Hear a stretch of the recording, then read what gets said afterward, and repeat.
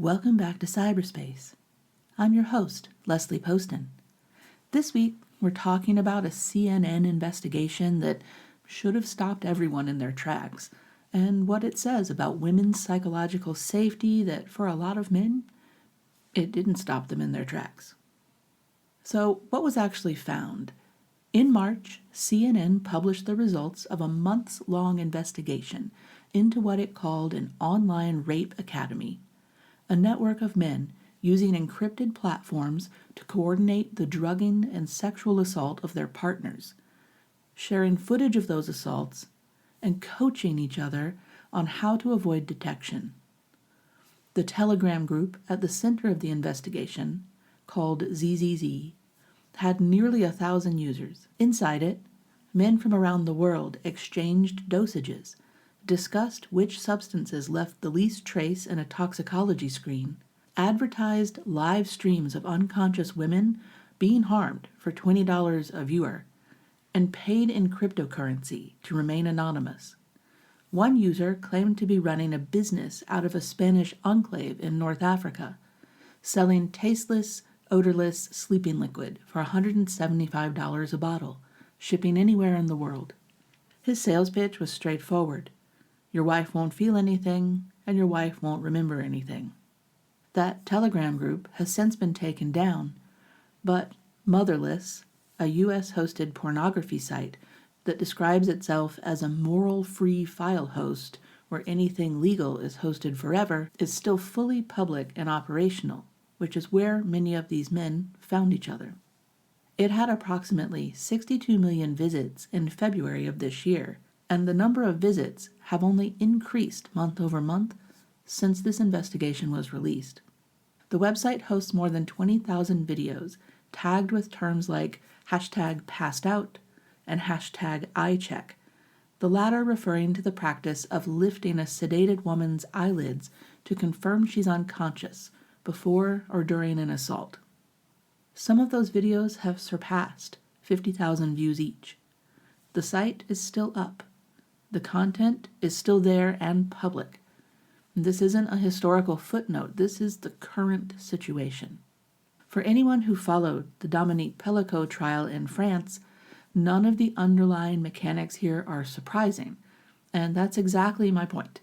Pelicot used a chat room called Without Her Knowledge to recruit dozens of men to rape his wife Giselle while she was drugged unconscious. She was raped more than 200 times by 70 men over the course of years. After that trial, Giselle Pelicot stood in that courtroom and said shame must change sides. The reasonable expectation was that the world had now been confronted with something it couldn't ignore any longer. But what the CNN investigation shows is that this network didn't disappear, it just migrated, adapted, and kept growing. You're seeing this network expand onto social media with the current TikTok trend where young men are training how to physically assault women who tell them no or refuse to give them their phone number. When the CNN story broke, something very predictable happened. A version of the story spread on social media, claiming that 62 million men had attended the Rape Academy. And that number is imprecise. As social media does, it distorts things. That 62 million represents total site visits to Motherless, not members of the ZZZ group specifically. But the all-too-predictable response from a significant portion of men online was to make that inaccuracy the story. What I want to focus on is what that pivot reveals to us, because the impulse to reach for a statistical objection when confronted with evidence of organized sexual violence against women isn't about accuracy. It's kind of a cultural reflex. It's basically rape culture doing what rape culture does, finding the nearest available reason to look somewhere other than directly at the harm being done. A significant portion of the male-dominated discourse around this story has shifted almost entirely to this numbers debate. Whether it was 62 million or 1,000, whether attended was the right word, whether the framing was fair, the story became a debate about journalistic precision, And the actual content of the journalism, the infrastructure of coordinated sexual violence against women, the site that's still online right now has receded into the background. This is a textbook example of what psychologist Albert Bandura called moral disengagement. Longtime listeners will recognize that term from previous episodes. Bandura's research maps out the cognitive strategies people use to avoid confronting information that conflicts with their self-image as a decent person. One of those strategies is distortion of scale, minimizing how widespread or serious something is. Another is displacement of responsibility, or focusing on a procedural problem, like an inaccurate statistic, rather than an underlying harm. Semantic derailment, as I call it, does both at once. You signal that you care about accuracy, you position yourself as a careful thinker, but you successfully avoid sitting with what the story is actually about. It's not a conscious conspiracy, it's more like a cognitive escape hatch. And people who use it don't necessarily realize that that's what they're doing. The problem is that it doesn't happen in a vacuum. It's happening in living rooms, at dinner tables, in the office, in Slack channels, and in the text thread, where someone shares the CNN story and a man immediately responds with, "Well, actually, to be fair, that 62 million number is misleading." The women in those spaces are watching their pain and trauma get minimized in real time. Jennifer Fried's betrayal trauma theory was developed to explain why the source of trauma matters as much as the trauma itself. Her research shows that when harm comes from someone a person depends on or trusts, like a partner, parent, or maybe an institution, the psychological damage is compounded in specific ways. The nervous system has to manage a particularly impossible math. The person I need is also the person who hurt me or who won't acknowledge that I'm hurt. One of the documented adaptations to this bind is what Fried called betrayal blindness, a kind of motivated not knowing that helps a person stay functional in a relationship they can't safely leave. What I'd like to extend that framework to cover is what happens when the betrayal is not physical, but is epistemic. When the men in a woman's life respond to documented evidence of organized violence against women by litigating footnotes, they're communicating something, maybe not necessarily intentionally, but definitely clearly, about whose reality gets taken seriously. For women who are survivors of drug-facilitated assault or partner rape specifically, watching the people around them retreat into semantic debate isn't an abstract political frustration. It's a direct echo of what Dismissal felt like the first time. Zoe Watts, one of the survivors CNN interviewed, described her ex-husband's confession as a list of wrongdoings delivered like a shopping list. She also described people responding to her disclosure with, "But he's your husband," or, "But you weren't awake, so it's not the same." The pivot to, well, technically, the 62 million figure is misleading, is just a different register of the same move. It centers the discomfort of the person responding over the reality of the person affected. Research on social invalidation, or the experience of having your emotional or psychological reality dismissed by others, consistently shows that it increases psychological distress, deepens shame, and makes future disclosure less likely. And this matters practically because one of the most significant barriers to women reporting sexual violence to anyone, whether that's their partner, an employer, or maybe law enforcement, is the anticipation of exactly this response. Every time a man in a woman's life demonstrates that his first instinct is to find the flaw in the framing rather than to reckon with the content of what he's being told, he's contributing to the environment where she already knows what disclosure will cost her. There's also the cumulative weight of hypervigilance to consider.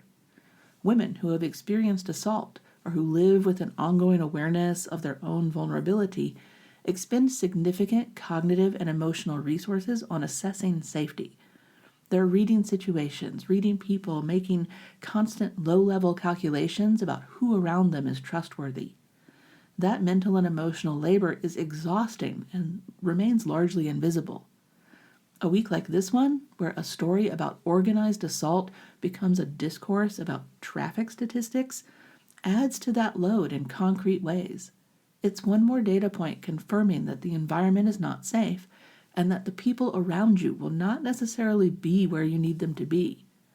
It also signals that managing your own distress, it's going to fall on you. I want to be clear about what I'm trying to say in this episode. The men in the ZZZ group and the men who spent last week arguing about website metrics are not separate phenomena. They are the same system, operating at different points on the same continuum. The coordinated sexual violence that CNN exposed exists and persists because the social environment around it keeps producing permission. Not always explicit, not always conscious, but always consistent. Saying boys will be boys is permission. Saying, well, actually, to be fair, the 62 million number is misleading is permission. Doubting any woman who comes forward is permission. Every time the response to evidence of organized harm is to find a procedural objection, the men doing the harming get to keep doing it. They're counting on exactly that. The Pelicot case made this visible in a courtroom. 70 men total, 50 of whom were in the lawsuit, who each in their own way found a reason that what they were doing was, not really as harmful as she said it was. The men arguing statistics last week are further down that continuum, but they're still on it. And that continuum has real consequences for women. The infrastructure of violence that the CNN investigation exposed persists in part because the social environment around it keeps producing reasons to not look directly at it. Platforms decline to moderate because the legal liability is unclear. Governments decline to regulate because the political will isn't there. And in the smaller, everyday version of the same dynamic, men and women's lives decline to fully engage with what a story like this means because engaging fully feels uncomfortable. Beth Ritchie's work on gender entrapment and community collusion makes the case that violence against women doesn't persist despite the people around it, it persists through them. Ritchie argues that community silence is not a passive failure to act, but an active force, one that creates the social conditions perpetrators need to operate and to continue. The semantic pivot is part of that force. It's not a neutral failure to engage, it's a small, socially acceptable act of cover.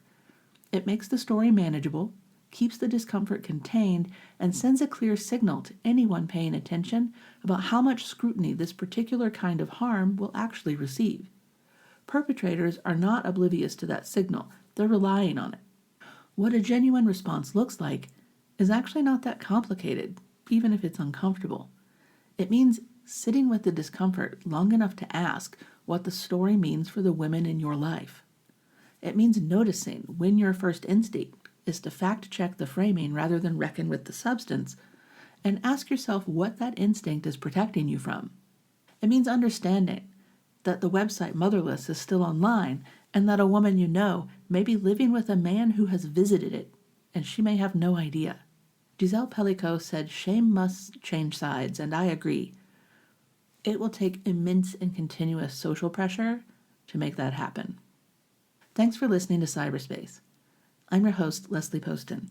Until next time, stay curious, and don't forget to subscribe so you don't miss an episode. And if you think someone would benefit from listening to this episode, send them a link.